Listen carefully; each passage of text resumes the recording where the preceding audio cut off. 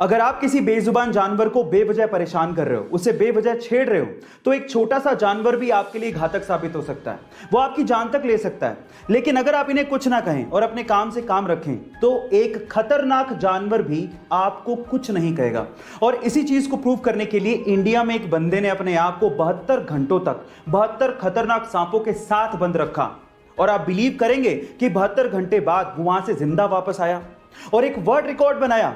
वो सिर्फ ये प्रूव करना चाहता था कि अगर आप सांपों को कुछ ना कहें, ना ही उन्हें छेड़ें, तो वो आपको बेवजह काटते नहीं हैं। गाइस, आप इसे घर पे ट्राई मत करिएगा। सिर्फ एक सिंपल सा मैसेज है कि आप जानवरों को जीने दें, इन बेजुबान जानवरों को कुछ ना कहें। ऐसे अमेजिंग वीडियोस के लिए यूट्यूब पे हमारे चैनल को सब्सक्राइब कर लीजिए और अगर आप इंस्टाग्राम पे देख रहे हैं तो मुझे फॉलो करना मत भूलिएगा। मिलते हैं अगली वीडियो में। हमारे देश में बेटियों के सुरक्षा के मुद्दे पर लोग बड़ी बड़ी बातें तो बहुत करते हैं, लेकिन जमीनी तौर पर बहुत ही कम लोग हैं जो इसके लिए काम करते हैं। और उनमें से एक हैं राजस्थान के कोटपुतली गांव के doctor RP Yadav ji. Doctor RP Yadav ji को जब पता लगा कि उनके गांव की बेटियों के पास कॉलेज जाने के लिए कोई पब्लिक ट्रांसपोर्टेशन नहीं है और जब वो पैदल ही निकल पड़ती हैं तो उन्हें रास्ते में छेड़छाड़ का सामना करना पड़ता है, तो डॉक्टर साहब ने ये देखकर अपनी जिंदगी भर की जमा पूंजी अपने पीएफ अकाउंट से निकाली।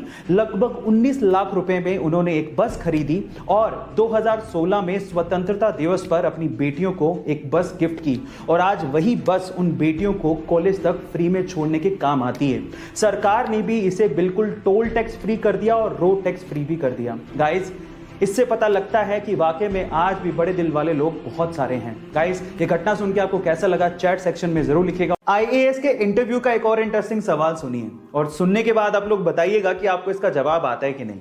सवाल कुछ यूं है कि एक बार वकील के बेटे का एक्सीडेंट हो गया तो आसपास के लोगों ने वकील के बेटे को तुरंत अस्पताल पहुंचाया, लेकिन जैसे ही अस्पताल के ऑपरेशन थिएटर में डॉक्टर ने लड़के को देखा, उसने तुरंत कहा कि ये तो मेरा बेटा है, पर ये तो वकील का बेटा था। अब सवाल यह है कि दोनों बातें एक साथ सच कैसे हो सकती हैं। इसी बात का जवाब आपको चैट सेक्शन में लिखना है। देखिए, इस बात का जवाब आप कई तरीकों से दे सकते हो, लेकिन सबसे सिंपल तरीका क्या है पता है? वो सिंपल तरीका यह है कि वकील उसका बाप था लेकिन डॉक्टर उसकी मां थी। गाइस, ये इंटरेस्टिंग क्वेश्चन आपको कैसा लगा चैट सेक्शन में जरूर लिखिएगा। इंडिया की शादियों में बेवजह बेफिजूल का खर्चा किया जाता है और वो भी दिखावे के लिए। और इस दिखावे की शुरुआत होती है वेडिंग कार्ड से। लोग बेवजह महंगे महंगे और बड़े बड़े वेडिंग कार्ड छपवाते हैं, लेकिन उसका इस्तेमाल क्या है? आमंत्रण के बाद उसे रद्दी में फेंक दिया जाता है। लेकिन भोपाल का एक परिवार ऐसा है जिन्होंने अपने यहाँ की शादी के लिए इस बेफिजूल के खर्चे को किया ही नहीं। उन्होंने कोई भी वेडिंग कार्ड छपवाया ही नहीं। बजाय इसके उन्होंने 400 गमलों में पौधे लगवाए और पौधे भेजकर मेहमानों को आमंत्रित किया। गाइस, कितना अच्छा तरीका है पर्यावरण को बचाने का भी और शादी में लोगों को इनवाइट करने का भी। आपको यह तरीका कैसा लगा चैट सेक्शन में जरूर लिखिए। 2010 के कॉमनवेल्थ गेम के महिला रेसलिंग के फाइनल में इंडिया और ऑस्ट्रेलिया के रेसलर आमने सामने थे।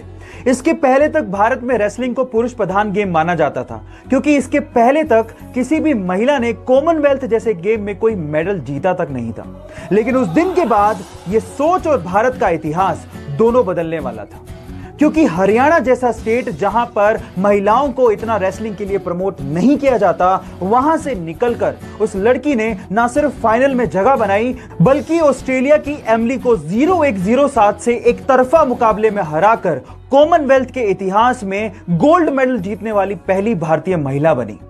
और उसने साबित कर दिया कि हमारी छोरियां का छोरों से कम है कि। अगर आपको लगता है कि आप अपने पैशन को फॉलो कर रहे हैं लेकिन उसमें सक्सेसफुल नहीं हो पा रहे, जो आप अचीव करना चाहते हैं वो अचीव नहीं कर पा रहे, तो उसके 5 रीजन हो सकते हैं। Reason number 1, it's not do और डाई फॉर यू।